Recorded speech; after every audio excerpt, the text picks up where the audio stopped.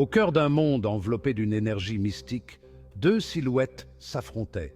Fang Yuan, le rusé maître Gu, faisait face à Bai Ningbing, le prodige vertueux. Bai Ningbing, ta vertu n'est qu'une façade. Le pouvoir est la seule vérité dans ce monde. Fang Yuan, je ne céderai jamais à tes voies tortueuses. La justice triomphera. L'air crépitait d'anticipation. Les deux combattants étaient des maîtres dans leur art, chacun de leurs mouvements imprégné d'une intention mortelle. Je marche sur le chemin d'un cultivateur démoniaque, embrassant les ténèbres pour atteindre mes objectifs. Et je me bats pour protéger les faibles et défendre la justice, quel qu'en soit le prix. Leur affrontement était inévitable, une confrontation entre deux forces opposées dans un monde au bord du chaos. La bataille résonnait à travers la vallée, témoignage de leur immense pouvoir et de leur résolution inébranlable. Le monde de Reverend Insanity est brutal, où la quête de l'immortalité règne en maître.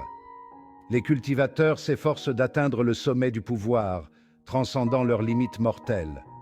Fang Yuan, animé d'une soif insatiable de pouvoir, considérait le monde comme un jeu, un grand échiquier où chacun était un pion dans ses plans complexes. Son adversaire, Bai Ningbing, représentait l'antithèse de la philosophie de Fang Yuan. Il croyait en la justice, en la protection des innocents et au respect d'un code moral, même face à l'adversité. Leur affrontement transcendait une simple bataille de force. C'était une bataille pour l'âme même de la cultivation. La droiture pouvait-elle l'emporter sur l'ambition débridée? Les réponses à ces questions tenaient en haleine le destin d'innombrables vies. Les fondements même de leur monde semblaient trembler alors que ces deux forces entraient en collision. Au cœur de l'histoire de Reverend Insanity se trouvent les Vergu, des créatures mystiques résidant dans le corps des cultivateurs. Ces créatures sont des incarnations vivantes de capacités spécifiques, allant de la manipulation élémentaire au contrôle de l'esprit. Fang Yuan et Bai Ningbing, tous deux maîtres de la manipulation des Gu, commandaient un arsenal diversifié de ces créatures. Mes vergus sont mon arme la plus puissante. Avec eux, je peux déjouer n'importe quel adversaire. Je compte sur la puissance brute et la synergie de mes vergus pour submerger mes ennemis. La justice guidera ma main. La bataille entre ces deux titans n'était pas une simple confrontation physique. C'était un jeu d'échecs de manipulation de Gu. Chaque mouvement, chaque déploiement d'un Vergu avait un poids considérable, pouvant potentiellement renverser le cours de la bataille. À chaque instant qui passait, les enjeux augmentaient, poussant les deux combattants dans leur dernier retranchement. Section 4. Fang Yuan, le maître Gu impitoyable. Je suis le produit de la souffrance et de la trahison, incarnant le pragmatisme impitoyable qui définit ma voie. Je ne fais confiance à personne, ne comptant que sur ma ruse et ma cruauté pour surmonter tous les obstacles. Ces Gu, reflétant sa personnalité, étaient souvent non conventionnels et peu orthodoxes. Pour moi, un outil n'est qu'un outil, sa valeur étant uniquement déterminée par son efficacité. Au combat, Fang Yuan était un maître stratège, ayant toujours plusieurs coups d'avance sur ses adversaires. Il exploitait les faiblesses avec une précision chirurgicale, renversant le cours de la bataille grâce à des manœuvres calculées. Il devrait exploiter chaque avantage, chaque faiblesse, pour sortir victorieux de cet affrontement de titans. Section 5. Bai Ningbing, le prodige vertueux.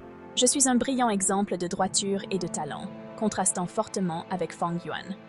Né dans un clan prestigieux, j'ai hérité d'un héritage d'honneur et de responsabilité. Dès mon plus jeune âge, j'ai fait preuve d'un talent exceptionnel dans la manipulation des Gu, gravissant rapidement les échelons. Cependant, ma véritable force ne réside pas seulement dans mon pouvoir, mais aussi dans ma boussole morale inébranlable. Bai Ningbing considérait la cultivation des Gu comme un moyen de parvenir à une fin, un moyen d'apporter la paix et l'ordre dans le monde. Face à Fang Yuan, je sais que je suis confronté à plus qu'un adversaire compétent. Il représente l'antithèse de tout ce en quoi je crois. Ce combat est une mise à l'épreuve de ma résolution, un défi lancé à mon essence même. Section 6. Une bataille pour les siècles. L'affrontement entre Fang Yuan et Bai Ningbing a ébranlé les fondements même de leur monde. Fidèle à ma nature, je m'appuie sur la ruse et l'imprévisibilité. Fang Yuan a déclenché un barrage de tactiques non conventionnelles, utilisant ses vers gus d'une manière qui défiait toute attente. Animé par une fureur juste, je combats la ruse de Fang Yuan par la force brute. Les vers gus de Bai Ningbing, une force de la nature déchaînée, se sont abattus sur les défenses de Fang Yuan.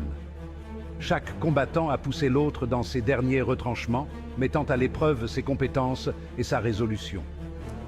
L'issue restait incertaine, en suspens, alors que ces deux forces entraient en collision avec la puissance d'une supernova. Section 7. Le vainqueur émerge. Au lendemain de cette bataille cataclysmique, une seule silhouette est restée debout. Meurtri mais pas brisé, j'émerge victorieux, ma ruse et ma cruauté s'avérant supérieures. Bai Ningbing, malgré ses vaillants efforts, gisait vaincu, sa fureur juste éteinte. Ma victoire, cependant, a un prix.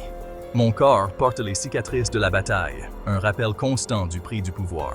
Le monde observait avec admiration et appréhension.